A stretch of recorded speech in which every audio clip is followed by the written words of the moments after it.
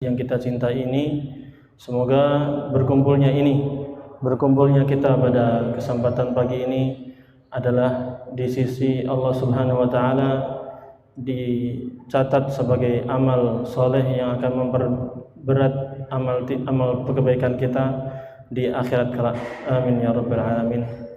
Bapak-bapak hadirin yang dirahmati Allah Subhanahu wa taala, kita juga bersyukur kepada Allah Subhanahu wa taala. Pada kesempatan kali ini kita diberikan kesehatan, diberikan rasa aman, diberikan kenikmatan untuk bisa bertemu di sini dalam keadaan aman, tentram. Dan Rasulullah SAW bersabda, "Man asbaha minkum aminan fi sirbih, mu'afan fi badanih, wa indahu qutu yaumih, faka'annama hizat lahu dunya bihadafiriha." Siapa di antara kalian di pagi hari dalam keadaan aman di tempat tinggalnya, kemudian sehat badannya dan bisa sarapan pagi, maka ini nikmat luar biasa, seolah-olah dia diberikan seluruh kenikmatan di dunia ini. Alhamdulillah bapak-bapak ya, kita hidup nih di Jakarta tenang, aman ya. Bayangkan saudara-saudara kita di negara lain ya, ada yang terkena musibah di Libya, ditimpa angin puting beliung, kemudian di Maroko ada yang terkena musibah gempa bumi sehingga rumah mereka hancur. Nah, sementara kita di Jakarta ini aman, alhamdulillah, nikmat luar biasa. Kemudian badan kita juga sehat, kita bisa melangkahkan kaki kita ke masjid untuk sholat 5 waktu, untuk hadir kajian seperti ini, nikmat luar biasa. Ya, sebagian saudara-saudara kita sakit di rumah sakit, belum sembuh-sembuh. Alhamdulillah kita diberikan nikmat luar biasa. Tadi pagi juga sudah sarapan Pak ya, insya Allah itu nikmat juga. Ya, maka hendaknya kita senantiasa bersyukur atas nikmat-nikmat yang Allah Subhanahu wa taala berikan kepada kita ini, dengan cara senantiasa meningkatkan ketakwaan kita dan ilmu kita, terutama ilmu berkaitan agama. Oleh karena itulah kita membuat majelis-majelis ilmu seperti ini agar iman kita dan ilmu kita juga bertambah. Pemahaman kita terhadap agama Islam yang sangat indah ini semakin meningkat, sehingga diharapkan iman dan amal soleh kita juga semakin baik kualitasnya dan semakin banyak kuantitasnya. Maka yang paling penting lagi juga nikmat hidayah ini Pak. Hidayah iman, bisa beriman menjadi orang Islam ini nikmatnya luar biasa. Makanya tidak kurang dari berapa kali kita berdoa minta hidayah Pak? Berapa kali kita? Setiap rakaat kita membaca doa ihdinas siratal mustaqim. Ya Allah, tunjukkanlah kami ke jalan yang lurus. Berapa kali ini minimal Pak? Kalau salat 5 waktu berarti berapa kali? 17 kali. Ditambah sholat sunnahnya, ditambah sholat sunnah duhanya, rawatibnya, tahajudnya. Maka berkali-kali kita berdoa ihdinas siratal mustaqim siratal ladzina an'amta alaihim ghairil maghdubi alaihim waladhdallin. Ini kalau kita cermati sholat kita ya, subhanallah Pak. Jadi doa ini mari kita renungkan pada kesempatan pagi ini tentang doa ini. Kita akan bahas panjang lebar tentang doa ini saja. Surat Al-Fatihah ayat berapa? 6 dan 7. Ihdinas siratal mustaqim. Ya Allah, tunjukkanlah kami ke jalan yang lurus. Siratal ladzina an'amta alaihim, yaitu jalannya orang-orang yang telah Engkau berikan nikmat kepada mereka, nikmat hidayah, nikmat iman, nikmat Islam. Ghairil maghdubi alaihim, bukan jalannya orang-orang yang dimurkai, Allah murka kepada mereka. Waladhdallin, bukan pula jalannya orang-orang yang sesat. Nah, ini doa ini senantiasa kita doakan. Bukan berarti orang Islam itu dalam keadaan sesat lalu minta hidayah, bukan. Tapi kita minta doa ini biar dikuatkan kembali iman kita, Islam kita dikuatkan kembali. Mana kita akan menyimak ma'al hidayah ya, bima'na at-tathbit wa bima'na talabi mazidil hidayah. Jadi doa ini dipanjatkan oleh orang-orang beriman. Mereka berdoa kepada Allah dengan, ya Allah, tunjukkanlah kami ke jalan yang lurus. Ya, padahal mereka sudah berada di atas hidayah. Mereka sudah iman, mereka sudah Islam, tapi masih minta hidayah lagi. Maka wa talabil mazidi minal hidayah, minta lagi hidayah, ditambah lagi ya Allah. Ya, kita sudah masuk Islam, alhamdulillah lahir dalam keadaan Islam. Orang tua kita Islam, kita kenal, belajar mulai dari SD, SMP, SMA sampai kuliah tentang Islam. Tapi pemahaman kita tentang Islam mungkin belum sempurna. Salat kita, tata caranya seperti apa, mungkin belum sempurna. Maka butuh hidayah lagi, butuh dikuatkan. Kalau sudah belajar, butuh mendapatkan hidayah untuk bisa mengamalkannya. Kalau sudah bisa mengamalkannya, butuh hidayah untuk bisa mendakwahkannya, untuk bisa istiqomah, ya Pak ya. Karena kita hidup ini kan lumayan lama. Ya, Rasulullah SAW mengatakan bahwa a'maru ummati ma baina sittina ila sab'in. Umur umatku itu kurang lebih sekitar apa? 60 sampai 70. Itu rata-ratanya. Tapi banyak juga yang sudah sebelum umur itu sudah wafat. Tapi durasi 70 tahun, 60 tahun ini kan lama. Ya, sementara kita saja kalau melakukan sebuah kegiatan terus setiap hari itu lagi, biasanya apa? Timbul rasa apa, Pak? Bosan. Timbul rasa malas. Maka butuh hidayah, petunjuk dari Allah, bimbingan dari Allah biar kuat lagi imannya, biar semangat lagi salatnya, biar semangat lagi belajarnya, semangat lagi kajiannya. Nah, maka ihdinas siratal mustaqim itu terus. Ya, apalagi kita punya musuh yang tidak terlihat, siapa? Syaitan, iblis dan para tentaranya yang selalu menggoda mereka, menggoda umat-umat Islam untuk biar tersesat, biar malas belajar, malas kajian, malas berdakwah, malas menuntut ilmu, malas sholat. Ya, untuk sholat 5 waktu aja ya Bapak-bapak, ya, itu kan nggak semua orang bisa melaksanakan 5 waktu di masjid, ya atau tidak? Maka butuh ihdinas siratal mustaqim ini hidayah terus minta kepada Allah Subhanahu wa Ta'ala. Karena hidayah tadi perlu diminta lagi terus menerus kepada Allah Subhanahu wa Ta'ala. Nah, kita minta ya Allah tunjukkanlah kami jalan yang lurus. Nah, jalan yang lurus ini apa? Jalan yang lurus ini apa? Kita akan menyimak bagaimana penjelasan dari para ulama tentang jalan yang lurus ini. Terutama para sahabat ridwanullahi alaihim ajma'in, mereka menjelaskan, di antaranya Abdullah bin Abbas dan Jabir bin Abdullah, semoga Allah Subhanahu wa taala meridhai keduanya. Beliau menjelaskan bahwa jalan yang lurus yang kita minta setiap hari, setiap rakaat itu adalah agama Islam itu sendiri. Huwal Islam, itu adalah Islam. Demikian pula Imam Qatadah juga mengatakan demikian. Abdullah bin Mas'ud radhiyallahu anhu mengatakan, jalan yang lurus yang kita minta itu adalah sebenarnya Al-Qur'an itu. Karena Al-Qur'an ini menunjukkan kita ke jalan yang lurus. Ya, bahkan diriwayatkan secara marfu dari Ali bin Abi Thalib radhiyallahu anhu, Rasulullah sallallahu alaihi wasallam bersabda, "As-siratul mustaqim kitabullah." Jalan yang lurus itu, siratul mustaqim itu adalah kitab Allah, yaitu Al-Qur'an. Nah, Sa'id bin Jubair radhiyallahu anhu menjelaskan yang lain. Jalan yang lurus itu maksudnya adalah thariqul jannah, jalan menuju ke surga. Kita akan sebutkan semua perkataan ulama, lalu nanti kita akan mendengarkan penjelasan dari Imam Ibnu Katsir rahimahullahu taala. Itu Sa'id bin Jubair mengatakan thariqul jannah, jalan yang lurus maksudnya jalan menuju surga. Jadi kita minta kepada Allah, ya Allah tunjukkan kami ke jalan yang lurus, maksudnya jalan menuju ke surga. Sahal bin Abdullah rahimahullah ta'ala mengatakan, siratul mustaqim adalah tariqus sunnati wal jamaah, jalannya ahlus sunnah wal jamaah, jalannya Rasulullah SAW dan juga para sahabat ridwanullahi alaihim ajma'in. Imam Bakar bin Abdullah al-Muzani rahimahullah juga mengatakan, jalan yang lurus itu yang kita minta setiap rakaat itu adalah tariqu Rasulillahi sallallahu alaihi wasallam, jalannya Rasulullah sallallahu alaihi wasallam, cara beragamanya, akhlaknya beliau, ibadahnya beliau, dan juga apa? Akidah, keimanan yang beliau ajarkan, itulah jalan yang lurus. Dan yang lainnya, Imam Abul Aliyah dan Al-Hasan Al-Basri rahimahumullah mengatakan, jalan yang lurus itu adalah maksudnya Rasulullah sallallahu alaihi wasallam dan kedua sahabatnya. Siapa kedua sahabatnya? Abu Bakar dan Umar. Ini juga sama dikatakan oleh Abul Aliyah rahimahullah ta'ala bahwa yang maksudnya jalan yang lurus artinya kita, ya Allah berikanlah kami petunjuk kepada jalan yang lurus, yaitu petunjuk kepada akidah, keimanan, ibadah, dan cara beragamanya yang telah dilakukan oleh Nabi sallallahu alaihi wasallam dan kedua sahabatnya, yaitu Abu Bakar dan Umar, yang mewakili seluruh para sahabat yang lainnya.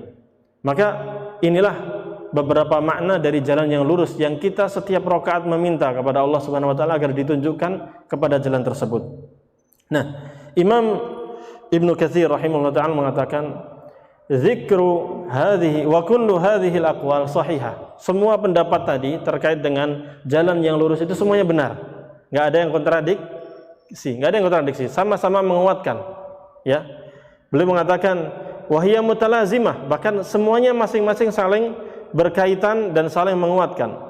Fa inna man ittaba'a an-nabiyya sallallahu alaihi wasallam, karena siapapun orang yang mengikuti Nabi sallallahu alaihi wasallam, waqtada bil ladzaini min ba'dihi Abi Bakr wa Umar, dan dia juga mengikuti jejaknya Abu Bakar dan Umar radhiyallahu anhuma, maka faqad ittaba'al haq, maka dia telah mengikuti kebenaran. Maksudnya apa?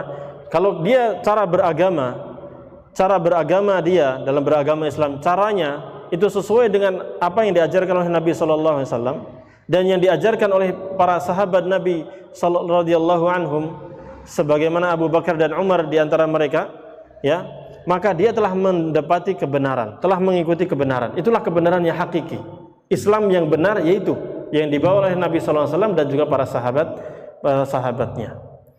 Wa man ittaba'al haqqa faqad ittaba'al Islam. Siapa yang mengikuti kebenaran itu, maka hakikatnya dia telah menjalankan agama Islam. Dan barang siapa yang mengikuti Islam, maka dia telah mengikuti Al-Qur'an. Itu kitab Allah Subhanahu wa taala, ya.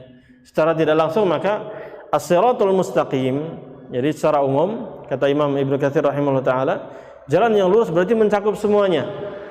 Jadi kalau ya Allah tunjukkanlah kami ke jalan yang lurus, ya kepada Islam, agama Islam, itulah jalan yang lurus. Nah, Islam inilah sumbernya apa?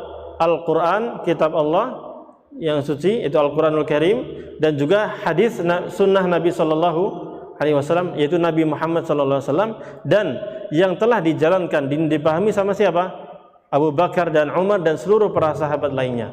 Maka inilah jalan yang lurus yang kita tempuh. Inilah jalannya alladzina an'amta alaihim.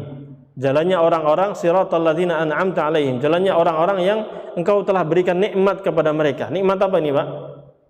Nikmat hidayah, nikmat iman, nikmat Islam. Yang telah merasakan agama dan syariat Islam ini secara sempurna ini para sahabat radhiyallahu taala. Fatihah ini luar biasa, Pak. Ya.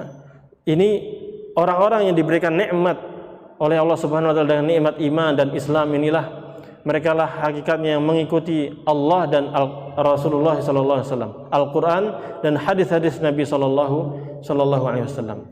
Dan mereka inilah yang telah disebutkan oleh Allah Subhanahu wa taala di dalam surat An-Nisa ayat ke-69 dan 70. 69 laha war rasul faulaika ma'al ladzina an'ama Allahu alaihim.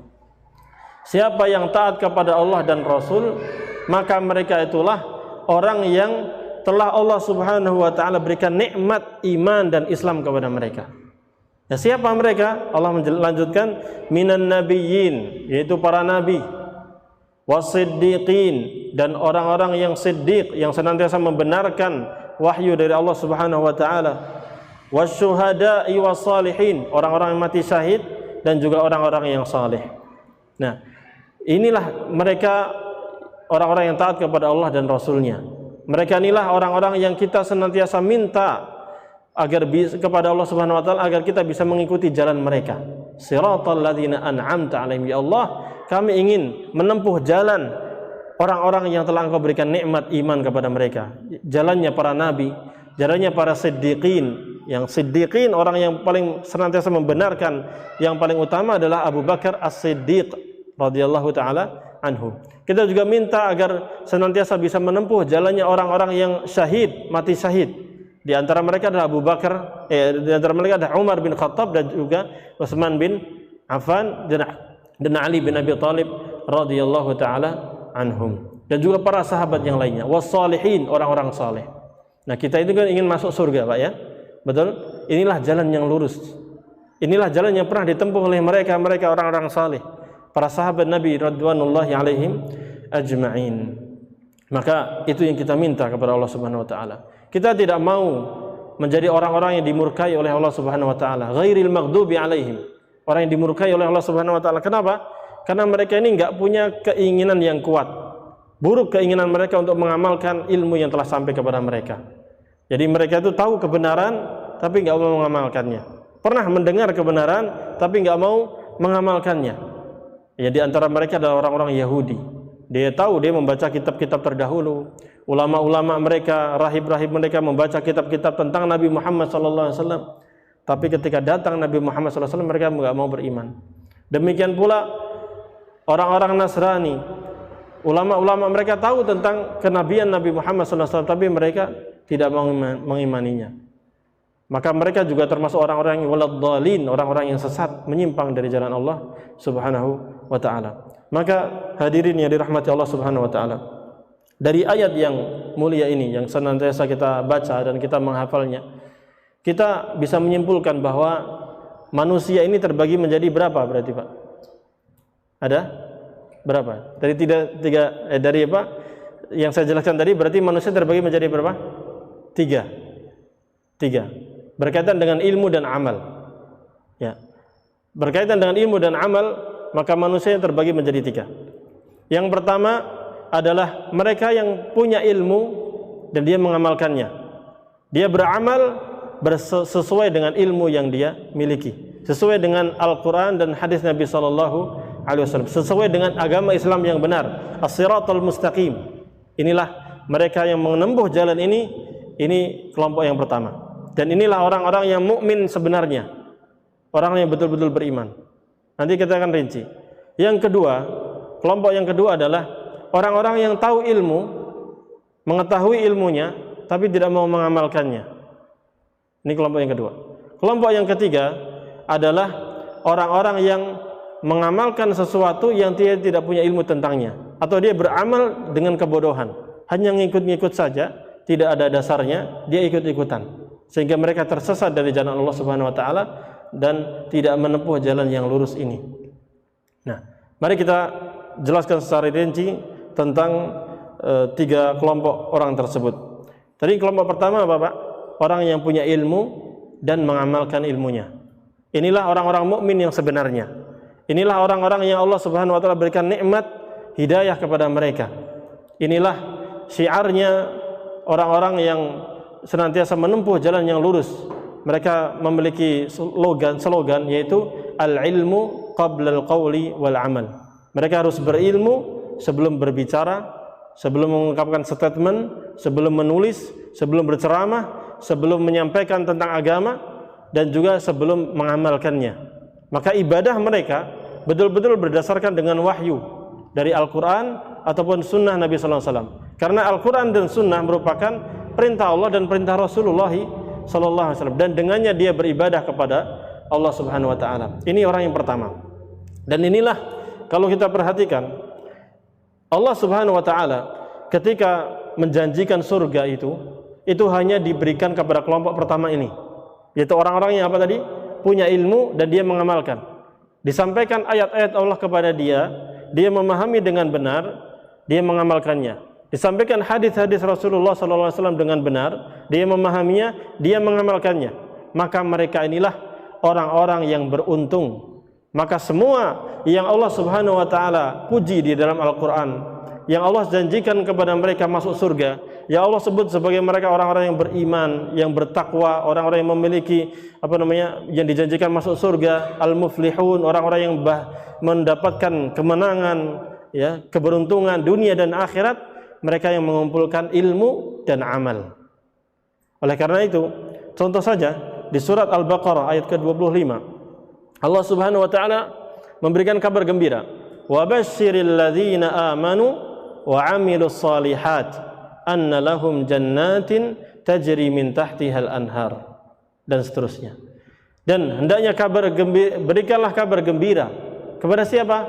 Orang-orang yang beriman dan mau beramal saleh, bahwa mereka akan mendapatkan surga-surga yang mengalir di bawahnya sungai-sungai, penuh dengan kenikmatan. Ya. Tajri min tahtihal anhar, di antara kenikmatannya Allah sebutkan mengalir di bawahnya sungai-sungai. Sungai madu, sungai susu, sungai khamar, ya, yang lezat-lezat sekali. Sehingga mereka bisa menikmatinya, minum dengan mudah, makan dengan mudah, ya. Bahkan Allah Subhanahu wa taala menjelaskan bahwa mereka juga akan diberikan rizki, kenikmatan, makanan-makanan, buah-buahan yang mereka dahulu di dunia pernah merasakannya. Kullama ruziqu minha min thamaratir rizqan qalu hadzal ladzi ruziqna min qabl. Setiap kali mereka diberikan buah-buahan, makan makanan, mereka mengatakan, "Ih, dulu kita pernah makan seperti ini juga." Ya. Wa utu bihi mutasyabiha, dan di surga pun mereka diberikan yang semisal dengan itu. Maksudnya apa? Allah Subhanahu wa taala menjanjikan orang-orang yang masuk surga itu akan mendapatkan wa fawakihu katsirah, buah-buahan yang sangat banyak. Ada anggur, ada apel, ada macam-macam. Dan di dunia ada enggak anggur, Pak? Ada. Apel ada enggak? Apel.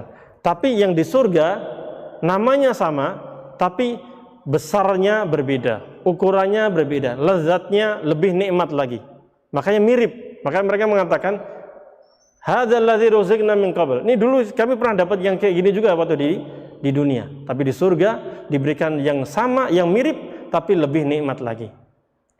Ya, walahum fiha azwajum mutahharah wa hum fiha khalidun. Di surga nanti, dan semoga Allah Subhanahu wa taala jadikan kita termasuk orang masuk surga, kita akan diberikan istri-istri yang suci dari para bidadari yang suci, Pak. Suci, mereka cantik-cantik, jelita, ya, nggak ada jerawatnya, nggak bau, ya, nggak ada haidnya, mereka bersih semuanya. Kata-katanya juga indah, bersih. Ya, dan kita juga akan kekal di dalam surga tersebut. Tapi syaratnya tadi apa, Pak? Amanu wa amilus shalihat. Mereka beriman dan beramal saleh. Keimanan itu terwujud dengan ilmu. Keyakinan-keyakinan, akidah-akidah itu terwujud dengan ilmu, dan dia mengamalkan ilmu tersebut. Maka mereka mengumpulkan ilmu dan amal.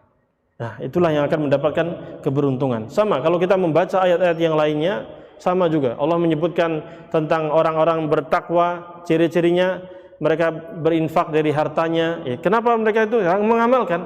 Dia paham faidah-faidah, pahala-pahala infak, sedekah, dia mengamalkan hal itu sehingga mendapatkan pahala. Dia tahu kewajiban bersolat, melaksanakan solat, tahu pahalanya, dia mengamalkannya. Itulah orang-orang yang beruntung. Nah, kemudian kelompok yang kedua adalah orang yang tahu ilmu, dia belajar, ya, dia pernah mendengarkan ceramah, dia pernah membaca buku, membaca artikel, tulisan, dia pernah dinasehati dengan ilmu, ya, dia tahu ilmunya, tapi tidak mau mengamalkannya. Dan inilah kelompok yang kedua yang Allah sebutkan al-maghdubi alaihim, orang yang Allah Subhanahu wa taala murkai. Ya, mereka ini banyak contoh-contohnya, dan yang paling dijelaskan oleh para ulama, paling banyak dijelaskan adalah contoh pertamanya, profil utamanya adalah orang-orang Yahudi. Yahudi ini terkenal dengan orang-orang yang berilmu. Mereka punya kitab Taurat, ya, membacanya dengan baik, memahaminya, tapi mereka menolak kitab Taurat tersebut, tidak mau mengamalkannya. Bahkan di zamannya Nabi Musa sendiri, banyak kejadian-kejadian mereka nggak mau mengikuti Nabi Musa. Disuruh nyembelih sapi, bebas sapi, masih protes lagi. Sapi yang seperti apa, warnanya apa, dia masih sudah menikah atau belum, atau bagaimana ukurannya, dia liar ataupun jinak, masih bertanya-tanya. Ujung-ujungnya nggak mau mengamalkannya. Dilarang berburu ikan di hari Sabtu, dia malah buat makar, buat siasat bagaimana dapat ikan meskipun tidak di hari Sabtu, dengan cara memasang jalannya di hari apa, Pak?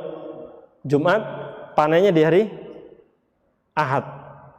Anggapannya di Sabtu dia diam-diam saja, padahal sudah masang jala di situ. Sama saja. Ini hanya siasat-siasat yang intinya mereka tidak taat kepada Allah dan Rasulnya alaihi wassalatu wassalam, sehingga mereka dilaknat dan dimurkai oleh Allah Subhanahu wa taala. Di antara bentuk penyimpangan mereka adalah yang disebutkan oleh Allah Subhanahu wa taala dalam surat Al-Baqarah ayat ke-75. Allah berfirman, "Afatatma'una ay yu'minu lakum wa qad kana fariqum minhum yasma'una kalam Allah, thumma yuharrifunahu min ba'di ma aqaluhu wa hum ya'lamun." Wahai orang-orang beriman, apakah kalian mau orang-orang Yahudi itu beriman kepada kalian, mengikuti ajaran kalian, sementara sebagian kelompok dari Yahudi itu sudah pernah mendengar kalamullah, firman-firman Allah. Maksudnya mereka sudah pernah mendengar kitab Taurat diturunkan kepada mereka.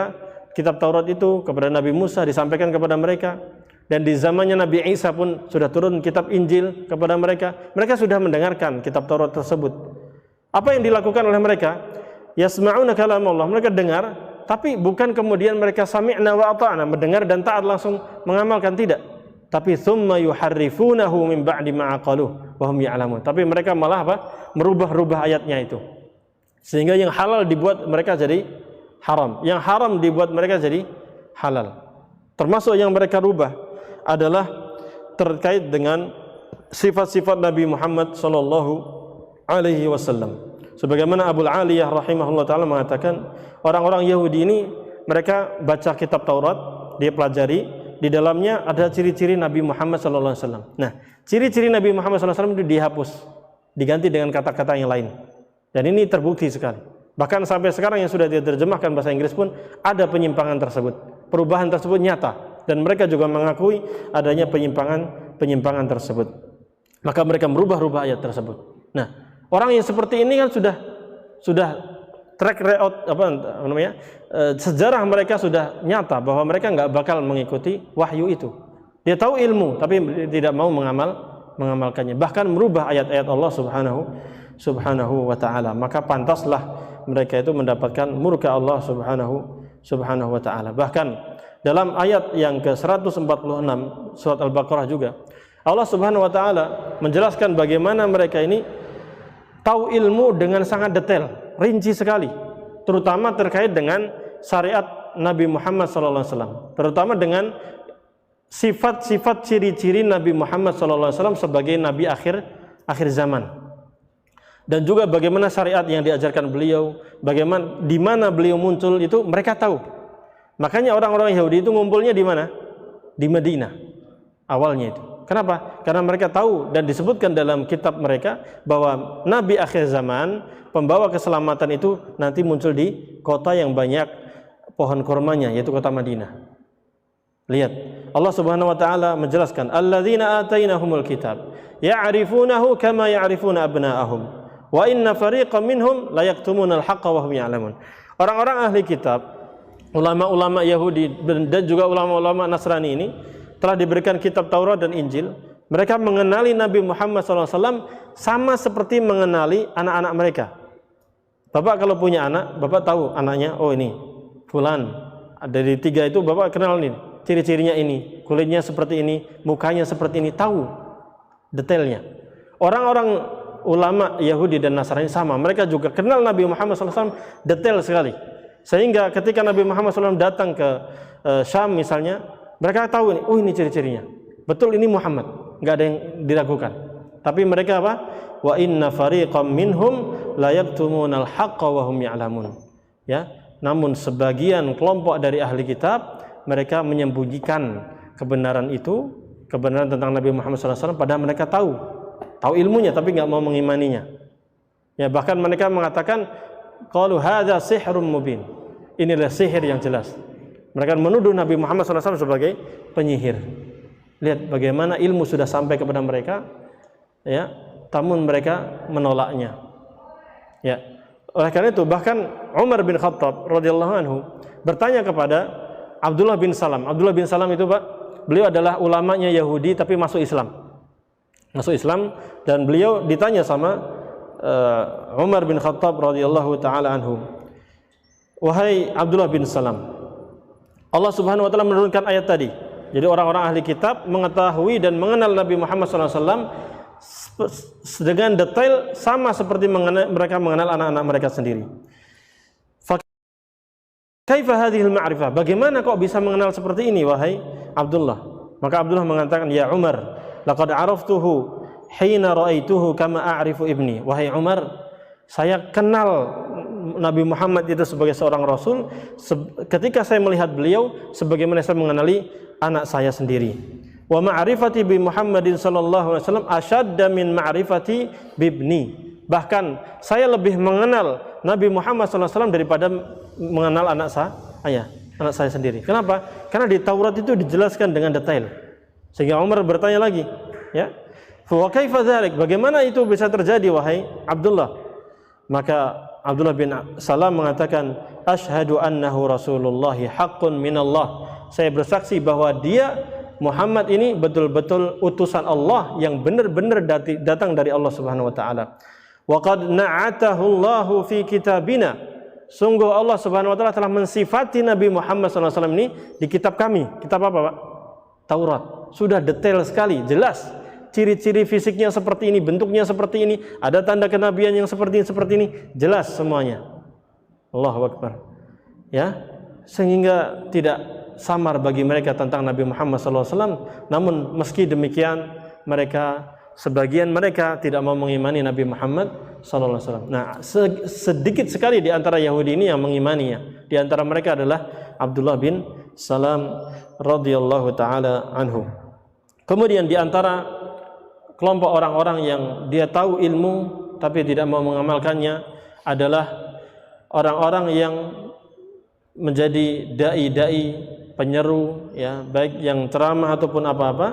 Dia memerintahkan orang dengan kebaikan namun dia tidak mengamalkannya. Ini juga waspada. Jangan sampai kita menjadi orang seperti ini. Kita ceramah, kita nasihati orang, kita share tulisan-tulisan tapi ternyata kita tidak mengamalkannya. Ya, ini harus kita waspadai. Allah Subhanahu wa taala menegur orang-orang Yahudi karena melakukan hal seperti ini. Allah berfirman dalam surat Al-Baqarah ayat ke-44. Ya, "Atamuruna an-nasa bil birr wa tansawna anfusakum wa antum tatluna al-kitab afala ta'qilun." Apakah kalian memerintahkan manusia dengan kebaikan? Kalian ajak manusia untuk melakukan kebaikan-kebaikan, ketaatan-ketaatan, ya? Wa tansawna anfusakum, sementara kalian lupa terhadap diri kalian. Kalian enggak perhatikan dengan diri kalian sendiri, kalian enggak perhatikan. Tapi orang lain dinasihati, orang lain dikasih ceramah, dikasih ini dan sebagainya. Tapi diri sendiri enggak tidak mau mengamalkannya. Wa antum ta'tluna al-kitab, padahal kalian membaca Al-Qur'an. Kalian membaca kitab. Kalau konteksnya kepada orang Yahudi, kalian baca kitab Taurat. Kalian tahu kebenaran. Kalian ajak orang masuk Islam tapi kalian sendiri enggak masuk Islam. Kalian ajak orang untuk untuk sholat, sementara kalian tidak mau sholat. Kalian ajak manusia untuk menjauhi maksiat, sementara kalian malah justru mendatanginya. Afala ta'qilun? Apakah kalian tidak berakal? Apakah kalian tidak memahami? Apakah kalian tidak menggunakan logika kalian? Ini Allah mengajak kita untuk berpikir. Iya juga. Kalau tahu ilmu mestinya apa? Mengamalkan. Dia sudah tahu nih jalan menuju surga, lah kok malah ikuti jalan menuju neraka? Kan salah seperti itu. Kita kalau bisnis saja, ada dua bisnis, satu menguntungkan, satu rugi, pasti kita akan memilih yang apa? Menguntungkan. Tidak mungkin kita ajak manusia, di sana ada bisnis menguntungkan, ayo kita ke sana, ajak teman-teman kita, sementara kita ambil bisnis yang tidak menguntungkan. Misalnya, contoh, kita tahu jalan menuju taman-taman yang indah dan jalan menuju tempat-tempat yang kotor dan bau. Lalu kalau kita mengatakan, wahai teman-teman, ayo kita main ke tempat-tempat yang indah, banyak taman-taman yang indah, sementara kita sendiri ke tempat sampah. Maka ini afala ta'qilun. Kenapa kalian tidak mau berpikir? Maka kita diajak untuk berpikir. Maka orang yang berpikir baik ketika kita punya ilmu, maka kita amalkan. Kita ajak manusia, kita juga yang pertama kali mengamalkannya. Mari kita simak penjelasan para ulama tentang hal ini. Di mana Ibnu Jurayj mengatakan orang-orang ahli kitab dan juga orang-orang munafik, mereka memerintahkan manusia untuk sholat dan berpuasa, mengajak mereka untuk melakukan amal-amal yang baik, namun mereka tidak mau mengamalkannya, sehingga Allah Subhanahu wa taala celah mereka dengan firman ini. Kemudian belum menasihati, faman amara bi khairin falyakun asyaddan nasi fihi musara'atan. Maka siapa saja yang memerintahkan manusia untuk melakukan kebaikan, maka hendaknya dialah yang pertama kali cepat-cepat melakukan amalan tersebut.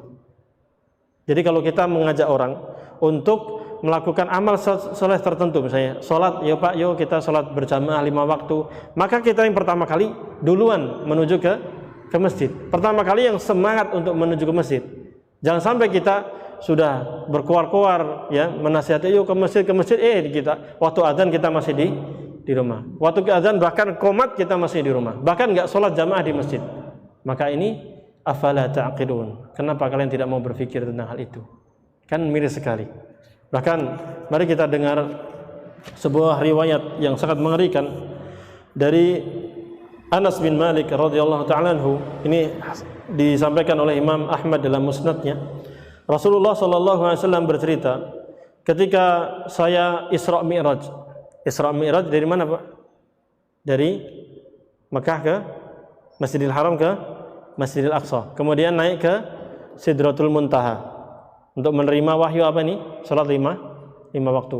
Nah, di perjalanan itu Rasulullah sallallahu alaihi wasallam diperlihatkan tentang surga dan juga diperlihatkan tentang neraka dan apa yang ada di dalam neraka tersebut dan apa yang ada dalam surga tersebut.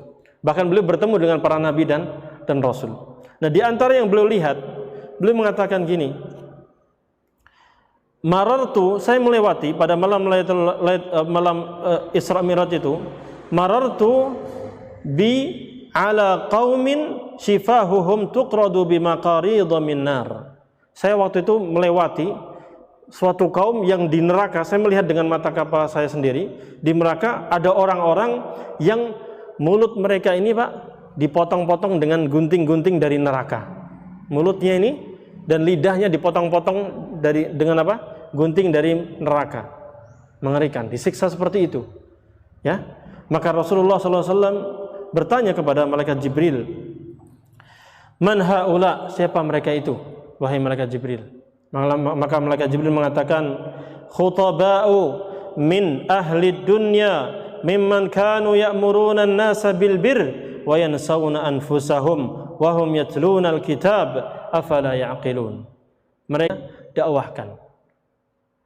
Sementara padahal mereka membaca Alkitab, apakah mereka tidak berakal?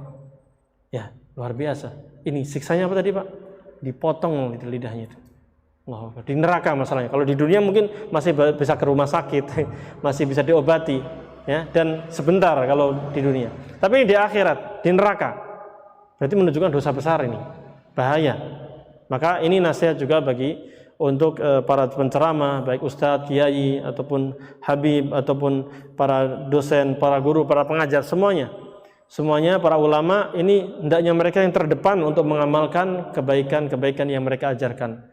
Mereka hendaknya orang yang terdepan untuk menjalankan ketaatan kepada Allah dan Rasulnya. Jangan sampai mereka memerintahkan sesuatu, dia tidak mengamalkannya. Dia melarang orang untuk melarang orang dari perbuatan haram, dia malah melakukan hal yang haram tersebut. Dan kita lihat lagi Rasulullah SAW bersabda, ya, dalam hadis yang disebutkan dalam Al-Mu'jamul Kabir dan juga Al-Haythami dalam Al-Majma' dan para perawinya thiqah, Rasulullah SAW bersabda, "Mathalul 'alimi alladhi yu'allimu an-nasa al-khaira wa la ya'malu bihi kamathalis siraj yudhi'u lin-nas wa yahriqu nafsah." Permisalan orang yang berilmu, yang dia mengajarkan ilmu kepada manusia, mengajari manusia kebaikan demi kebaikan, tapi dia tidak mengamalkannya, maka dia sama seperti lilin. Dia menerangi orang lain, tapi apa, Pak? Membakar diri sendiri. Ya, ini menunjukkan tentang bahayanya tidak mengamalkan ilmu yang telah sampai kepada kita. Ini kelompok yang berikutnya, yang kedua. Itu yaitu dia dai mengajak manusia kepada kebaikan, dia tidak mengamalkannya. Hendaknya orang yang mengajakkan kepada kebaikan, dia pertama kali mengamalkan kebaikan tersebut. Ya. Di antara orang-orang yang punya ilmu tapi tidak mau mengamalkannya adalah orang-orang yang berpaling dari ilmu. Yang Allah Subhanahu wa taala sebutkan dalam surat Al-Baqarah ayat 170. Wa idza qila lahum ittabi'u ma anzalallah qalu bal nattabi'u ma alfayna 'alaihi aba'ana. Awalau kana aba'uhum la ya'qiluna syai'an wa la yahtadun. Ya. Ini Allah berfirman, dan apabila dikatakan kepada mereka, wahai fulan, ikutilah apa yang Allah turunkan, ikutilah Al-Qur'an yang telah Allah turunkan kepada Nabi Muhammad sallallahu alaihi wasallam. Ya, ikutilah wahyu yang disampaikan kepada Nabi Muhammad sallallahu alaihi wasallam. Mereka tidak mau menerima. Sudah disampaikan ayatnya, disampaikan hadisnya, mereka tidak mau menerima. Bahkan mereka dengan entengnya mengatakan, bal nattabi'u ma alfaina alaihi aba'ana. Kami enggak mau mengikuti wahyu dari Allah dan Rasulnya. Kami enggak mau mengikuti ajakan kalian. Kami hanya akan mengikuti nenek moyang kami, ayah-ayah kami, kakek-kakek kami. Ya, dari generasi ke generasi telah mengamalkan ini, maka kami tidak akan mengikuti wahyu dan kami bahkan akan mengikuti apa yang diajarkan oleh nenek moyang kami. Ya, kalau nenek moyangnya itu baik atau nenek moyangnya adalah orang-orang soleh yang mengamalkan wahyu dari Al-Quran dan Sunnah, itu maka tidak mengapa. Tapi kalau nenek moyangnya adalah para penyembah berhala atau orang-orang menyimpang dari jalan Allah Subhanahu Wa Taala, nggak memiliki hidayah, maka nggak pantas untuk diikuti. Maka Allah mengatakan, awalau kana aba'uhum la ya'qiluna syai'an wa la yahtadun. Wahai kalian, kenapa kalian masih tetap mengikuti nenek moyang kalian, padahal mereka itu tidak memahami apa-apa, nggak punya ilmu. Mereka mengamalkan sesuatu atau meyakini sesuatu tanpa dasar ilmu sama sekali, nggak ada hidayah, mereka nggak mendapatkan petunjuk. Maka jangan ikuti mereka, tapi ikutilah apa? Wahyu dari Allah Subhanahu Wa Taala. Ini yang lebih jelas. Ya, ini ayat ini, bapak-bapak sekalian, Ibnu Katsir rahimahullah taala menjelaskan bahwa ayat ini awalnya adalah ditujukan kepada orang-orang kafir, orang-orang musyrik yang mereka menyembah kepada selain Allah Subhanahu wa taala. Ketika diajak oleh Rasulullah SAW, wahai kalian ikutilah apa yang dibawa oleh Allah Subhanahu wa taala, apa yang diajarkan Allah, apa yang diturunkan oleh Allah Subhanahu wa taala, ikutilah ayat Al-Qur'an yang saya bawa ini, ya, kepada yang saya bawa, ya, tinggalkan kesesatan-kesesatan dan kebodohan-kebodohan masa jahiliyah yang kalian lakukan selama ini, di mana kalian menyembah kepada berhala-berhala dan patung-patung ini, ya. Maka mereka malah justru menolaknya. Sudah disampaikan ilmu kepada mereka, mereka menolaknya. Mereka hanya malah mengatakan, kami hanya akan mengikuti dan meneladani, menapak tilasi nenek moyang kami yang sudah sejak dahulu menyembah Tuhan-Tuhan ini. Subhanallah. Padahal apa yang dibawa oleh Rasulullah SAW adalah wahyu dari Allah yang membawa kepada petunjuk yang benar, jalan yang lurus. Namun mereka menolaknya. Maka inilah mereka orang-orang yang menyimpang dari jalan Allah Subhanahu wa taala. Bahkan ini juga dilakukan tidak hanya orang-orang kafir, tapi orang-orang munafik. Di mana orang-orang munafik ini disebutkan dalam surat An-Nisa ayat ke-61, ketika dikatakan kepada mereka, wa idza qila lahum ta'alu ila ma anzalallahu wa ila rasul. Apabila dikatakan kepada mereka, ayo ke sini. Kita menuju kepada Allah, kepada apa yang Allah turunkan dan kepada Rasulullah SAW. Maksudnya, yuk kita berhukum kepada Al-Quran yang diturunkan oleh Allah, ya, dan juga hadis dan disampaikan oleh Rasulullah SAW. Maka orang munafik bukan menerimanya, tapi malah ra'aital munafiqin yasudduna anka sududa. Orang-orang munafik justru malah menolak hal itu, bahkan menghalangi manusia agar tidak mendapatkan hidayah dari Al-Quran dan Sunnah Nabi Sallallahu Alaihi Wasallam. Maka ini orang-orang yang menyimpang dan Allah Subhanahu Wa Taala sesatkan mereka.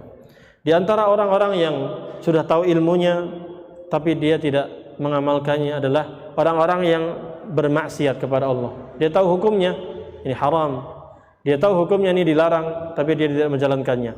Atau dia tahu ini hukumnya wajib, salat berjamaah di masjid wajib, tapi dia tidak mengamalkannya, tidak mau ke masjid.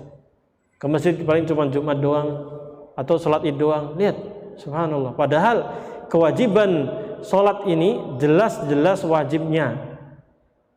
Dan pensyariatannya pun sangat istimewa. Kalau zakat, ya kan, puasa, haji, ya, itu disyariatkan di Rasulullah SAW posisi di dunia, kemudian diturunkan wahyu kepada beliau. Kalau sholat ini gimana, Pak? Rasulullah yang naik langsung bertemu dengan Allah Subhanahu wa taala, menerima wahyu di sana. Meskipun Rasulullah SAW tidak melihat Allah Subhanahu wa taala, tapi Rasulullah langsung mendengarkan firman Allah Subhanahu wa taala yang memerintahkan sholat 5 waktu pun 5 waktu. Waktunya kan 5 waktu doang Pak ya. Subuh, zuhur, asar, maghrib dan isya. Awal disyariatkannya, kalau kita lihat hadis tentang Isra Mi'raj itu, awal disyariatkannya berapa waktu Pak? 50 waktu. Bayangkan kalau 50 waktu Pak. Sementara satu hari hanya 24 jam. Berarti berapa kali kita nggak bisa kerja nanti? Nggak bisa ke sawah, nggak bisa ke pasar, nggak bisa dagang, nggak bisa ini. Ini langsung udah di-korting sampai 5 waktu. 5 waktu masuk berat. Maka tadi kita butuh hidayah. Allah Subhanahu wa taala menjelaskan tentang orang-orang bermaksiat ini. Allah berfirman dalam surat An-Nazi'at, "Fa amma man tagha wa athara al-hayata ad-dunya fa innal jahima hiyal ma'wa." Adapun orang-orang yang melampaui batas Allah Subhanahu wa taala, dia melampaui batas bermaksiat dan dia lebih mengutamakan dunia dibanding akhirat, maka mereka diancam dengan neraka jahanam. Fa innal jahima hiyal ma'wa. Maka neraka jahim itulah tempat kembalinya dia. Maka itulah beberapa orang-orang yang sudah tahu ilmunya tapi tidak mengamalkannya. Maka hendaknya kita menjauhi sifat-sifat tersebut. Kemudian kelompok yang ketiga adalah orang yang meyakini sesuatu atau mengamalkan sesuatu yang tidak ada ilmunya. Ini nggak ada dasarnya, nggak ada dari ayat, nggak ada dari hadis pun nggak ada yang memerintahkan tersebut, tapi dia melakukannya dalam rangka ibadah kepada Allah. Maka ini orang-orang yang ad-dallin, orang-orang sesat yang menyimpang dari jalan Allah Subhanahu wa taala. Dan juga bahkan mereka meyakini keyakinan-keyakinan. Makanya kita nanti insyaallah akan membahas tentang akidah berkaitan dengan keyakinan, keimanan kita. Yang sumbernya jelas Al-Qur'an dan hadis dan juga pemahaman para ulama, di antaranya para sahabat radhiyallahu anhum ajma'in. Biar apa? Biar akidah kita, keyakinan kita itu betul-betul benar. Karena ada orang-orang yang meyakini keyakinan-keyakinan tertentu yang nggak ada dasarnya, nggak ada ilmunya tentangnya, sehingga mereka menyimpang dari jalan Allah Subhanahu wa taala. Bahkan dalam ibadahnya mereka menyimpang jauh dari jalan Allah Subhanahu wa taala. Itu yang para ulama jelaskan paling besarnya mereka adalah orang-orang Nasrani. Mereka punya keyakinan-keyakinan tertentu, nyimpang, nggak ada jalannya. Nggak pernah Nabi Musa ngajari tentang hal itu, nggak pernah Nabi Isa dalam kitab Injilnya mengajari hal itu, nggak pernah. Mari kita simak dalam surat Al-An'am ayat ke-100. Allah berfirman, "Wa ja'alu lillahi syuraka'al jin wa khalaqahum." Mereka ini menjadikan sekutu-sekutu bagi Allah dari kalangan jin. Menjadikan jin-jin itu sebagai sekutu-sekutu bagi Allah Subhanahu wa taala. Padahal Allah yang menciptakan jin-jin tersebut. Ya. Wa kharaqu lahu banina wa banatin bighairi ilm. Bahkan mereka mengarang-arang dan mengatakan bahwa Allah itu punya anak laki-laki, punya anak perempuan. Tapi mereka dengan karangan mereka sendiri bighairi ilmin, tanpa ilmu. Jadi keyakinan mereka dibangun di atas kebodohan. Hanya menerka-nerka saja, ngarang-ngarang saja, lalu dijadikan keyakinan bagi mereka tanpa ilmu yang benar. Enggak ada wahyu baik dari kitab Taurat ataupun Injil, enggak ada. Maka seorang muslim juga jangan sampai seperti mereka. Ya, subhanahu wa ta'ala amma yusyrikun, amma yasifun. Maha suci Allah dan Allah Maha tinggi dari apa yang mereka kerjakan, mereka sifati. Nah, ini ayat ini Imam Al-Baghawi menjelaskan bahwa ayat ini berkaitan dengan orang-orang kafir terdahulu, di mana orang-orang kafir itu menjadikan jin sebagai sekutu bagi Allah Subhanahu wa taala. Mereka menyembah Allah tapi juga menyembah kepada jin yang ada di berhala-berhala yang mereka buat itu. Baik berhalanya berupa patung ataupun pohon-pohon keramat ataupun batu-batu dan nisan-nisan. Nah, ini mereka menyembah ke sana dan menjadikan jin itu sebagai sekutu.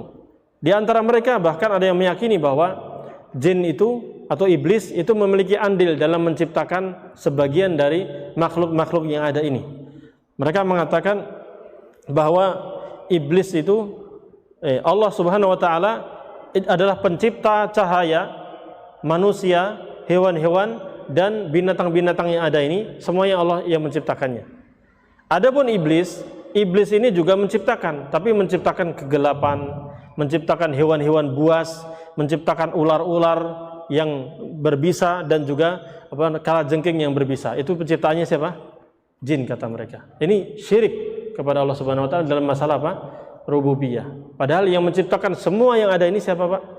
Allah Subhanahu wa taala. Yang menciptakan iblis juga Allah, yang menciptakan neraka juga Allah, yang menciptakan surga juga Allah, yang menciptakan cahaya dan kegelapan semuanya Allah Subhanahu wa taala. Termasuk hewan-hewan buas, Allah yang menciptakan semuanya. Maka Allah Subhanahu wa taala adalah pencipta segala sesuatu. Ya. Kemudian mereka mengatakan iblis bisa menciptakan kegelapan, menciptakan hewan-hewan yang berbisa itu dengan apa, Pak? Apakah dengan ilmu? Tidak. Mereka tanpa ilmu. Bahkan mereka mengatakan Allah itu punya anak laki-laki, punya anak perempuan. Siapa yang mengatakan ini, Pak? Kalau yang mengatakan Allah itu punya anak-anak perempuan, itu adalah mereka yang mengatakannya adalah orang-orang kafir dari kaum musyrik Makkah. Mereka mengatakan para malaikat ini adalah banatullah, anak-anak perempuannya Allah. Orang-orang Nasrani mengatakan bahwa Al-Masih Isa, Yesus itu adalah anak Tuhan, anaknya Allah. Yahudi mengatakan Uzair adalah anaknya Allah. Dan itu mereka keyakinan itu dibangun di atas terka-terka, hanya sangkaan belaka, tidak tanpa ilmu. Nah, mereka tanpa ilmu sama sekali. Tidak ada wahyu yang menjelaskan tentang hal itu sehingga mereka sesat dan menyesatkan. Maka seorang muslim hendaknya meninggalkan perbuatan-perbuatan dan keyakinan-keyakinan yang tidak ada dasar ilmunya sama sekali. Ma'asyiral muslimin rahimani wa rahimakumullah. Allah Subhanahu wa taala berfirman, "Wala taqulu lima tasifu alsinatukumul kadhiba hadza halalun wa hadza haram." Janganlah kalian mengatakan dengan mulut-mulut kalian secara dusta mengatakan bahwa ini halal, ini haram, menentukan sendiri. Ya. Litaftaru 'ala Allahil kadhib. Untuk apa? Membuat kebohongan-kebohongan atas nama Allah Subhanahu wa taala. Ingat, innal ladzina yaftaruna 'ala Allahil kadhiba la yuflihun. Orang-orang yang membuat kedustaan atas nama Allah Subhanahu wa taala, dia mengatakan ini halal, hukumnya halal, ini hukumnya haram, tapi tanpa ilmu, enggak ada dalilnya sama sekali, cuma sembarangan saja, maka mereka tidak akan sukses di dunia, tidak akan beruntung di dunia, dan tidak akan beruntung pula di akhirat. Sebaliknya yang akan mereka dapatkan, mereka malah mendapatkan azab di dunia dan azab yang lebih dahsyat lagi di akhirat. Maka orang muslim hendaknya mendasari amal perbuatannya dengan ilmu. Demikian pula keyakinan yang dia yakini harus berdasarkan ilmu. Meyakini hari ini hari yang mulia, atau hari ini hari yang sial, tanggal ini tanggal yang sial, bulan ini bulan yang sial. Jangan sampai kita yakini itu kalau tidak ada dasarnya sama sekali. Maka sekali lagi, keselamatan kita yang akan menentukan kita selamat di dunia dan di akhirat adalah dengan ilmu ini, Pak. Ilmu, ini pentingnya ilmu. Maka keutamaan ilmu saya bahas hanya dari sisi sini saja. Karena inilah yang menentukan kita nanti bahagia di dunia ataupun di akhirat. Sehingga pembahasan tentang ilmu itu, belajar itu penting terus-menerus. Nah, kita mengadakan kajian, kita hadiri kajian-kajian, kita mengajar itu bukan tujuan yang lainnya, tapi betul-betul kita ingin menjelaskan kepada umat ini mana jalan yang lurus yang benar ini. Kita ingin sama-sama, bersama-sama, Pak, saya dan bapak-bapak sekalian dan jamaah sekalian dan siapapun mendengarkan kajian ini, kita ingin sama-sama masuk surga. Itu tujuan kita. Kita ingin masuk surga bareng-bareng deh. Kalau sendiri sepi nanti surga. Kita ingin bareng-bareng, keluarga kita, ya, tetangga kita, masyarakat kita, kalau bisa hadir semua, ya, hadir kajian, belajar, biar apa? Biar tahu jalan yang lurus, shiratal mustaqim yang kita minta setiap hari ini. Biar kita bisa tahu ilmu yang benar, mengamalkannya.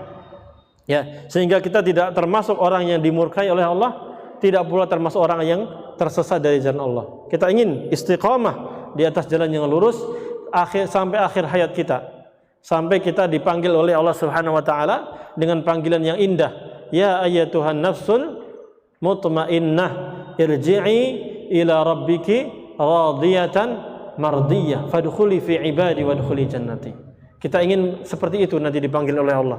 Wahai jiwa yang tenang, wahai orang yang beriman, ya, wahai orang yang bertakwa, ya, pulanglah kamu, pulanglah kepada Tuhanmu yang telah menciptakanmu, mengurusmu, ya, dengan dalam keadaan ridha dan diridhai.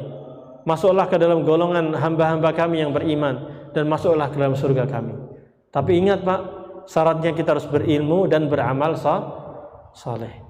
Makanya kita semangat untuk belajar itu, dan kita semua sama, Pak, ya, Bapak-bapak, Ibu-ibu semuanya, kita semua sama. Kita lahir di dunia ini nggak punya ilmu sama sekali. Nggak ada orang lahir di dunia ini langsung apa? Jadi doktor, profesor, nggak mungkin, ya, nggak mungkin. Ya, kita lahir di dunia langsung tahu ini nggak mungkin. Karena Allah Subhanahu Wa Taala berfirman dalam surat Al-Baqarah, ya, ya. Allah Subhanahu Wa Taala, bukan Al-Baqarah ini, di surat yang lain, ya. Allah Subhanahu Wa Taala berfirman, "Wallahu akhrajakum min butuni ummahatikum la ta'lamuna syai'an." Dan Allah lah yang telah mengeluarkan kalian dari perut-perut ibu kalian. Kita lahir di dunia la ta'lamuna syai'an, dalam keadaan kalian tidak mengetahui sesuatu apapun. Nggak bisa tahu. Yang kita tahu hanya insting. Ya tahu tidak? Bayi lahir itu hanya tahu insting saja. Instingnya adalah dia menyadari adanya ibunya dia, kemudian dia bisa menyusui. Dan itulah yang Allah firmankan, wa hadainahun najdain. Dan kami tunjukkan dia ke dua jalan. Sebagian ahli tafsir mengatakan dua jalan itu maksudnya adalah, mohon maaf, ibunya, ya kan? Habis lahir langsung ditaruh di sini, dia langsung bisa nyusu. Ya. Padahal dia nggak tahu khasiat susu itu apa, itu kandungannya apa saja dia nggak tahu. Yang jelas itu Allah Subhanahu Wa Taala berikan insting kepada dia, ilham untuk bisa ke payudara ibunya, langsung minum dari saat itu. Ya, tapi nggak tahu apa-apa, nggak tahu matematika, bahasa Arab, nggak tahu semuanya. Sama kita semuanya. Tapi Allah berikan kemampuan kita, dan Allah berikan alat-alat untuk bisa memiliki ilmu. Yaitu apa? Allah melanjutkan, wa ja'ala lakumus sam'a wal absara wal afidah. Dan Allah Subhanahu Wa Taala jadikan untuk kalian ini pendengaran. Bahkan sebagian dokter mengatakan, bahkan ketika di rahim pun sudah apa? Mulai bisa mendengar, sehingga bisa diperdengarkan kata-kata yang baik, ayat-ayat Al-Quran ataupun apa. Tapi pertama kali Allah sebutkan pendengaran. Kemudian penglihatan. Bayi ketika lahir juga melek, cuman meleknya belum bisa lihat. Baru beberapa pekan atau bulan berikutnya baru dia bisa melihat. Dia tahu lihat ayahnya, ibunya, baru melihat. Kemudian Allah Subhanahu Wa Taala menjelaskan, Allah juga menciptakan untuk kalian hati untuk bisa berpikir jernih, bisa mencerna ayat-ayat Al-Quran, bisa mendengarkan kajian tadi dengan pendengarannya, bisa melihat langsung ulama menjelaskannya atau ustaz menjelaskannya, bisa melihat ayat Al-Quran, dalilnya, bisa membaca buku, dan akal kita atau hati kita ini bisa mencernanya. Ya, ini 3 unsur untuk mendapatkan ilmu ini. Nah, kita harus menggunakan ini dengan baik selama kita di dunia ini. Dan inilah di antara sebab orang mendapatkan hidayah itu kalau menggunakan ini. Kita gunakan untuk mendengarkan ayat-ayat Al-Quran, hadis-hadis Nabi SAW, mendengarkan kajian-kajian ilmiah. Ya, mata kita juga kita digunakan untuk membaca Al-Quran, membaca terjemahnya, membaca tafsirnya, dan buku-buku lain yang bermanfaat. Ya, kemudian hati kita juga digunakan untuk berpikir, memikirkan mana yang baik, mana yang buruk, mana yang maslahat, mana yang madarat, ya, mana yang lebih baik untuk diri kita, mana yang membahayakan diri kita. Nah, itulah kafir. Orang-orang yang menyimpang, yang nanti akan dimasukkan ke dalam neraka Allah Subhanahu Wa Taala, ini gara-gara tidak memanfaatkan 3 unsur ini dengan ini, yang menunjukkan bahwa penciptanya hanyalah Allah saja. Dia tidak mau menghadiri ceramah-ceramah, menyimak kajian-kajian. Dia tidak mau menggunakan hatinya, logikanya, akalnya untuk memikirkan kebenaran ini, ya, tentang yang wahyu dari Allah dan Rasulnya, sehingga mereka berada dalam penyimpangan mereka, lebih mengutamakan dunia mereka dibandingkan akhirat mereka. Allah Subhanahu Wa Taala menjelaskan tentang orang kafir yang masuk neraka, mereka nyesal. Kenapa di dunia kami tidak mau mendengarkan ayat-ayat Allah, tidak mau mengikuti Rasulullah SAW? Kenapa di dunia kami tidak mengikuti orang-orang mukmin itu? Nyesal mereka, Pak. Tapi penyesalannya bermanfaat atau tidak? Tidak, karena sudah di neraka. Allah berfirman dalam surat Al-Mulk, walilladzina kafaru birabbihim adzabu jahannam wa bi'sal masir. Orang-orang kafir itu mereka akan mendapatkan azab neraka jahanam, dan itulah seburuk-buruk tempat kembali. Idza ulqu fiha sami'u laha syahiqan wa hiya tafur. Apabila mereka dilemparkan, bahasanya dilemparkan, bukan dimasukkan, dilempar, dibuang ke neraka jahanam itu, ya. Sami'u laha syahiqan wa hiya tafur. Dia akan mendengar teriakan yang diteriakkan oleh neraka. Dan neraka itu hidup, Pak. Dia bisa teriak, bisa mengeluarkan suaranya, ya. Bahkan di dalam ayatnya mirsada, dia bisa melihat mana orang kafir, dia lihat. Dihantam pakai apa namanya? Api-api, sambaran apinya. Wahiyya tafur, dia bergejolak itu. Takadu tamayyazu minal ghayz. Neraka itu hampir saja meledak, meletus-letus karena marah kepada orang kafir.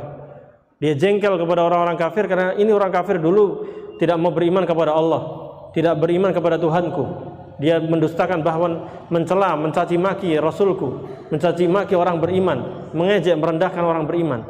Wah, marah neraka. Lihat, kullama ulqiya fiha faujun sa'alahum khazanatuha alam ya'tikum nadhir. Nah, ketika satu kelompok dari orang kafir dimasukkan ke neraka satu demi satu, nah, setiap kali yang datang, maka malaikat yang menjaga neraka itu bertanya kepada mereka, orang-orang kafir. Alam ya'tikum nadhir, wahai orang-orang kafir, apakah belum sampai kepada kalian, belum datang kepada kalian pemberi peringatan? Apa belum ada rasul yang memperingatkan kalian tentang ini, yang mengajak kalian untuk beriman? Apa belum datang ustadz-ustadz, kiai-kiai, habib-habib, para ulama yang menjelaskan tentang agama Islam ini, ketaatan ini? Kok kalian masuk neraka? Kenapa kalian masuk neraka? Gitu maksudnya. Alam ya'tikum nadhir, apakah belum datang kepada kalian pemberi peringatan? Mereka mengatakan, qalu bala, iya sudah pernah kami. Qad ja'ana nadhir, sudah datang kepada kami pemberi peringatan. Kami dulu ketemu sama Rasul, atau kalau Rasul sudah wafat, kami ketemu sama ustadz-ustadz, kami pernah dengar pengajian, kami juga ketemu di medsos, juga ketemu potongan-potongan pengajian. Sudah pernah peringatan itu sampai kepada kami. Tapi fakadzabna, tapi kami mendustakan, kami nggak percaya sama dia. Rasul kami bantah, kami nggak mau percaya. Rasul kami dustakan. Para dai-bai, para ulama juga kami tolak mentah-mentah mereka. Fakadzabna, kami dustai mereka. Wa qulna ma nazzalallahu min syai'. Ma nazzalallahu min syai'in in antum illa fi dhalalin kabir. Bahkan orang-orang kafir ini dulu di dunia mengatakan, Allah nggak pernah nurunkan apa-apa. Kamu itu bohong-bohong doang. In antum illa fi dhalalin kabir. Kalian itu sesat. Ustadz, kiai atau ulama atau para nabi pun dianggap sesat sama siapa? Orang kafir tersebut. Ditolak mentah-mentah dakwah mereka. Tapi mereka nyesal, orang-orang kafir. Sehingga mereka mengatakan apa? Wa qalu law kunna nasma' aw na'qil ma kunna fi ashabis sa'ir. Mereka mengatakan, ya Allah, seandainya dulu kami di dunia ini mau mendengarkan ayat-ayat Allah, seandainya kami mau mendengarkan nasihat dari ulama, dari para nabi dan rasul, maka kami tidak akan masuk ke neraka ini. Seandainya kami dulu berpikir ya bahwa ternyata yang dibawa oleh Rasulullah itu betul, lalu kami mengikuti, tapi kami nggak mau mengikuti saat itu, ya udah kami sekarang masuk ke dalam neraka yang membakar ini sudah. Nggak bisa mengelak, nggak bisa keluar lagi karena mereka kafir. Ya. Fa'tarafu bidzambihim, mereka ngakui tentang dosa mereka, kesalahan mereka. Oh, salah kami ini. Salah kami. Fasuhqal li ashabil sa'ir, maka celakalah orang-orang yang masuk ke dalam neraka sa'ir.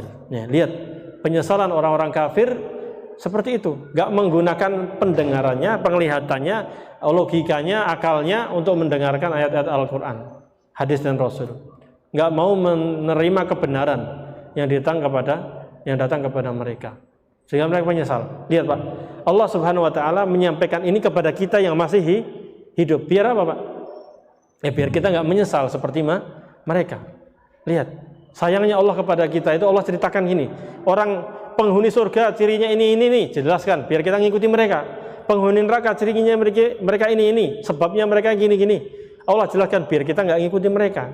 Seperti itu. Maka poin yang kita dapatkan di sini, mari kita gunakan anggota tubuh kita, pendengaran kita, penglihatan kita, kemampuan kita, kesempatan kita, waktu kita untuk belajar agama yang benar. Ya, sisihkan waktu, kalau bisa meluangkan sebanyak-banyaknya untuk menuntut ilmu, biar kita selamat nih dunia dan akhirat. Dan kita ingin sama keluarga kita juga, ya bareng-bareng.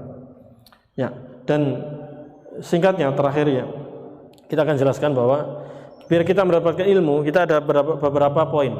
Imam Ibnu Qayyim rahimahullah ta'ala mengatakan, wal ilmu sittu maratib. Ilmu itu ada 6 cara untuk meraihnya atau tingkatannya. Yang pertama, husnus soal, pertanyaan yang baik. Kita tanya kepada ustadz, nggak tahu hukumnya ini, tanya. Nggak tahu hukumnya itu, tanya. Baru kita amalkan. Yang kedua, husnul insati wal istima', mendengar dengan baik dan diam. Nah, ketika kajian dia mendengarkan, menyimak, ya. Kemudian yang ketiga husnul faham, memahami dengan baik. Apa yang disampaikan tadi pahami, kalau susah dipahami tanyakan. Kemudian yang keempat dihafal. Ayat-ayatnya mulai dihafal satu persatu, hadisnya atau minimal poin-poinnya. Oh tadi saya kajian bahasnya ini. Oh penjelasannya panjang lebar tapi poinnya ini. Nah, dapat tuh oleh-oleh buat dibawa ke rumah, sampaikan ke keluarga. Kemudian yang kelima adalah at-ta'lim, mengajarkan. Nah, mengajarkan ini tergantung ya. Kalau posisi berilmu banget, ajarkan ke masyarakat nggak apa-apa. Tapi kalau kondisinya cuma baru pelajar, ya sampaikan minimal ke keluarganya saja. Saya ke anaknya, ke istri gitu, sampaikan. Itu biar ilmu itu bertambah kuat dalam hati kita. Kemudian yang keenam, ya, dan ini yang terpenting adalah buah dari ilmu itu adalah kita amalkan. Dan yang tidak kalah penting lagi adalah menulis, mencatat ilmu yang kita dapatkan tadi. Ya, terakhir kita akan sampaikan faedah penting, Pak. Faedah penting tentang bahwa menuntut ilmu itu seterusnya. Nggak ada kata terlambat untuk menuntut ilmu. Nggak ada kata terlambat untuk menuntut ilmu. Imam Al-Mawardi dalam kitabnya Adabud Dunya wal Din, ya, mengatakan bahwa suatu kali pernah Ibrahim ibnul Mahdi, ini ulama besar ya. Dan beliau waktu itu masih awam beliau. Jadi beliau waktu itu masuk menemui Al-Ma'mun, seorang raja di zaman itu. Di majelisnya Al-Ma'mun itu banyak para ulama di situ, sedang membahas diskusi masalah fikih, hukum ini dalilnya ini begitu. Nah, ini Ibrahim bin Mahdi cuma duduk doang, nyamping. Di sampingnya siapa? Al-Ma'mun. Maka Al-Ma'mun mengatakan, "Ya am, Pak, wahai pamanku, ma indaka fima yaqulu haula." Anda punya ilmu enggak untuk disampaikan seperti beliau? Maksudnya bisa ngomong seperti mereka enggak? Ikut nimbrung diskusi bisa enggak gitu? Diskusi tentang fikih. Maka Ibrahim bin Mahdi mengatakan, "Ya Amirul Mukminin, wahai Amirul Mukminin, syaghaluna fis shighar." Dulu kami ketika kecil kami disibukkan sama permainan. Kami sibuk dengan permainan, ya. Main-main doang, akhirnya wan syaghalna, sibuk cari nafkah dan sebagainya. Wahai pamanku, kenapa engkau tidak belajar aja sekarang? Maka Ibrahim bin Mahdi mengatakan, awa yahsunu bimithli talabul ilmi. Wahai Al-Ma'mun, apa pantas sekarang saya ini belajar menuntut ilmu, padahal saya sudah sepuh nih, sudah tua, ya. Qala na'am, iya pantas, wallah, demi Allah pantas sekarang. La antamuta taliban lil ilmi khairun min an ta'isha qani'an bil jahli. Wahai pamanku, demi Allah, itu lebih baik bagi kamu Anda menuntut ilmu, ya, meninggal dalam keadaan belajar ilmu agama, itu lebih baik bagi Anda daripada Anda puas dengan kebodohan. Ya, daripada nggak tahu sama sekali, yang penting Anda belajar, paham nggak paham belajar terus. Itu Anda meninggal di situ itu lebih baik daripada Anda puas merasa tenang dengan kebodohan yang ada. Itu maksudnya belajar aja terus.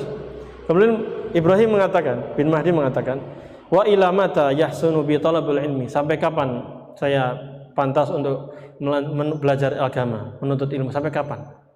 Beliau mengatakan, ma hasunat bikal haya, ya selama Anda masih bisa hidup, ya saat itulah kesempatan untuk menuntut ilmu. Wah, ini motivasi bagi kita semuanya. Nggak apa-apa di usia-usia tua, di usia-usia apalagi masih muda, lebih semangat lagi untuk menuntut ilmu kapanpun, insya Allah manfaat.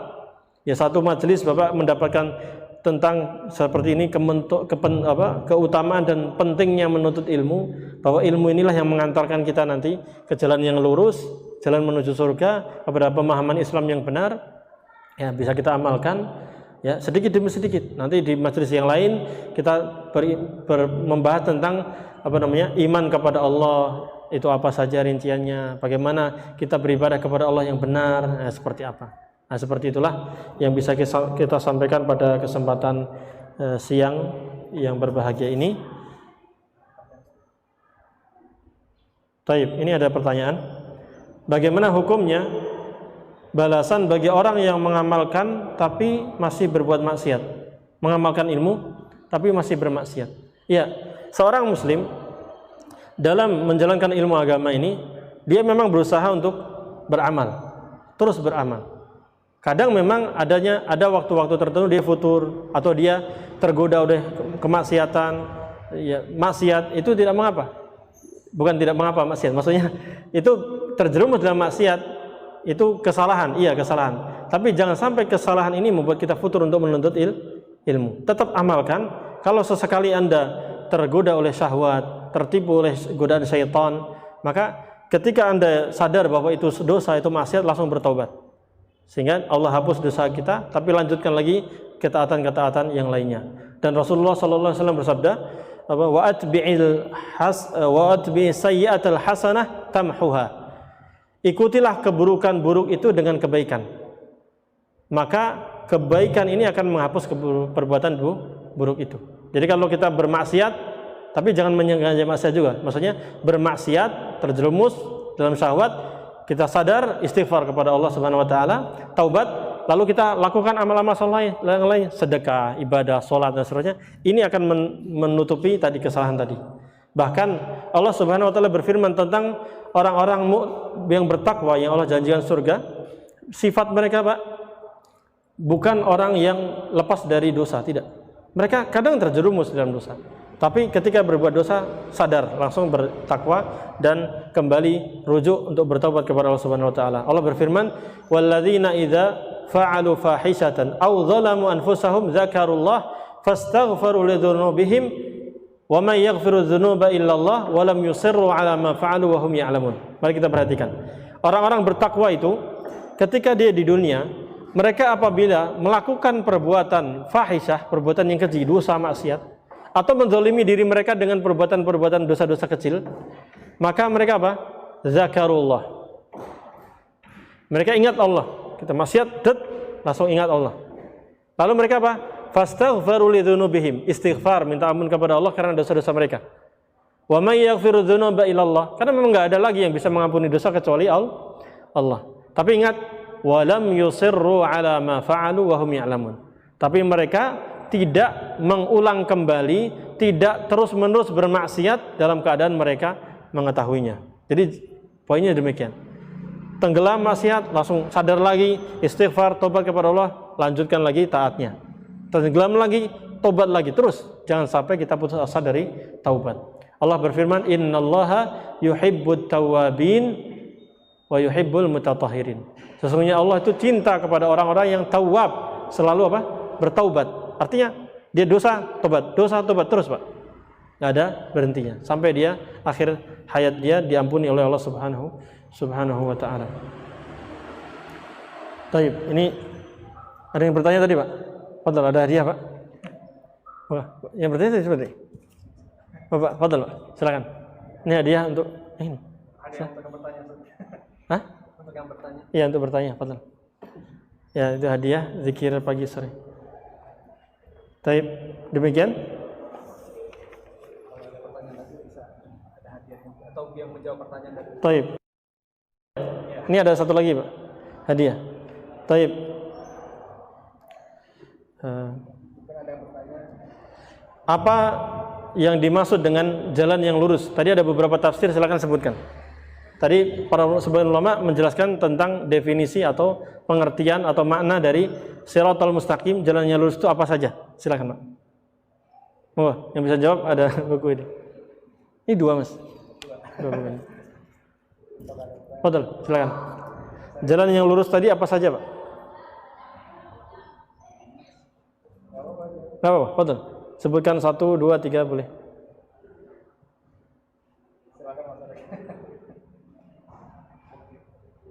Hah? Silakan, Pak. Ya, 1 jalan menuju surga, ya. Tariqul Jannah. Terus apa lagi?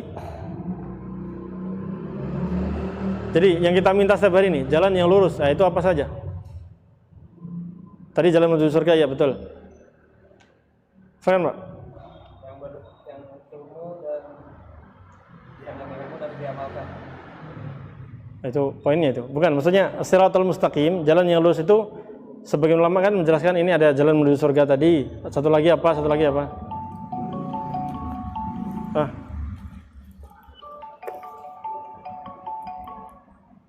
Apa? Sulit. Waduh. Taib. Ada lagi? Ada ini. Apa namanya? Sebutkan 3 kelompok berkaitan dengan ilmu dan amal. 3 kelompok orang. Ya, pertama apa? Punya ilmu dan mengamalkan. Punya ilmu tidak mengamalkan. Terus? Tidak punya ilmu, ya, beramal tanpa ilmu. Taib, barakallahu fiik. Berarti dua-duanya Bapak ini. Bapak satu, double Pak ya. Taib, Bapak satu ya. Baik, demikian yang bisa kita sampaikan ya. Cukup ya, Pak ya. Ya, semoga yang sedikit ini bermanfaat. Kurang lebihnya mohon maaf. Insyaallah kita lanjutkan pada kesempatan yang lainnya. Mari kita tutup. Subhanakallahumma wa bihamdika asyhadu an la ilaha illa anta astaghfiruka